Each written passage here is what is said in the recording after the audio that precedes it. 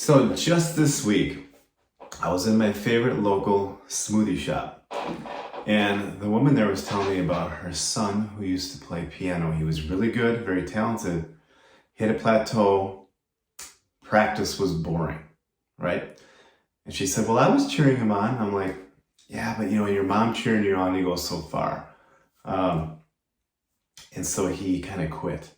And he's also in sports and all that stuff. I empathize very well because I was in the same thing. I was in sports and music. And it's two different mindsets. So even when you're at practice on a sports team and you make a shot, you're getting cheered on, people are rooting for you. They go, yeah, when you do something cool. When you're practicing an instrument, you're by yourself and you could do something amazing. Nobody sees it. It's crickets. So you have to be motivated. And it's tough. It's tough to keep people motivated when you don't have the tools. Now, when I was learning piano, I had a cassette tape, and it had all the songs that I wanted to learn. And when I would learn one song, I was like, yes, it was like euphoric, and I got it. But then I'd be listening to the next song, which seemed harder. Like, I'll never be able to play that. Like, this sounds way too hard. Learn that one. And then I was like, yeah. And then I would be listening to the next song. So that always kept me going. And I was a little bit competitive with piano too, because we always had our, I think, twice a year recitals where all the students got together. I wanted to be one of the best players because I knew everybody would be watching, And then the people who were better than me, I was just, looking up to them because I wanted to get at that level. And so I always had those things to look forward to. And I think there's a lot of students out there that they just kind of give up on that, and it's unfortunate. They have a lot of more distractions. But there's one thing I thought of, and it's way different today than when I was learning piano, and I think it's a big help, very big help. And actually, this is the reason I had a piano studio with a lot of students. Okay, and I stopped teaching because there's two things. I didn't care for the hours. And you don't really have a choice in that. It's after school. So you're teaching at like almost second shift. It's like from 3 to 9 or 10 or however late. If you get adults in and they come in at night.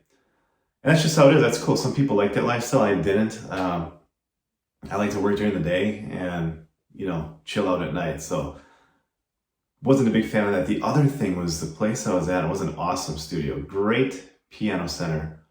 Phenomenal owners. Good clientele too, like really cool. But the problem is I noticed a lot of my students, they weren't practicing, almost none of them. Maybe there was one or two. And maybe this is typical, of people who have studios out there, right? Maybe that's just typical. I couldn't stand it because they'd come back and good money. It's a lot of money, they'll do this to you. The parents will, but you're basically, you're getting paid to practice with the kids because they didn't practice.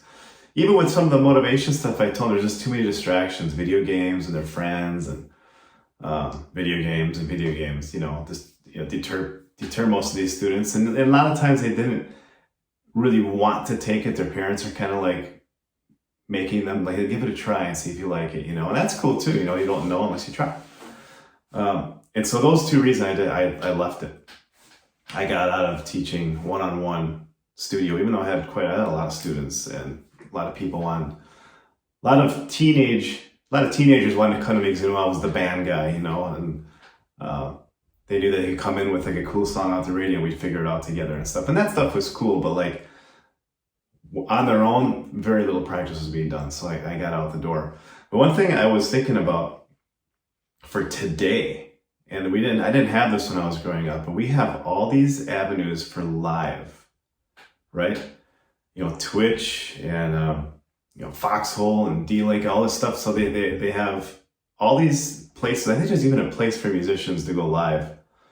And what a great motivator. Because I remember when Periscope came out, remember that a few years ago, it was like one of the first live platforms. I actually got on that and I went live a few times when I was practicing. And a bunch of people came, they just wanted to watch. And they were like doing the applause emoji and the hearts and all that stuff. Mistakes and all. So, and I was telling this person at the smoothie shop, like for his son, he should have him go live when he's practicing and he like kind of has a little bit advanced in this one part of the song, just start playing it, even with the mistakes, because I think I was flipping through on side for it was something that was live, and there was musicians playing, and they were practicing with making mistakes, and it kind of ups your adrenaline and ups your focus, and where people are watching, even if you're messing up, and that they're always gonna have trolls. So what? There's haters throughout all time. So what? But there's a lot of people. I was noticing like someone just dinking around on his guitar, making mistakes everywhere. And there was people watching, and they were like, "Oh, dude, you almost got it." They're commenting and stuff. I'm like, man, that would have been a great motivator when I was trying to learn like these hard pieces, and just to stay focused. It is tough when you're all by yourself. You don't have someone cheering you on. But you kind of have that now. And so if you're learning an instrument and you just need that extra push, I would really suggest go live. And don't worry about, even if it's Facebook or if you're annoying your friends, I mean, you can scroll by. I mean, I thought about that too when I was doing these videos, but you can just take your thumb and scroll by if you don't want to see it. That's kind of how it works in social media. So if you're learning an instrument and you're hitting a plateau, continue to practice and go live.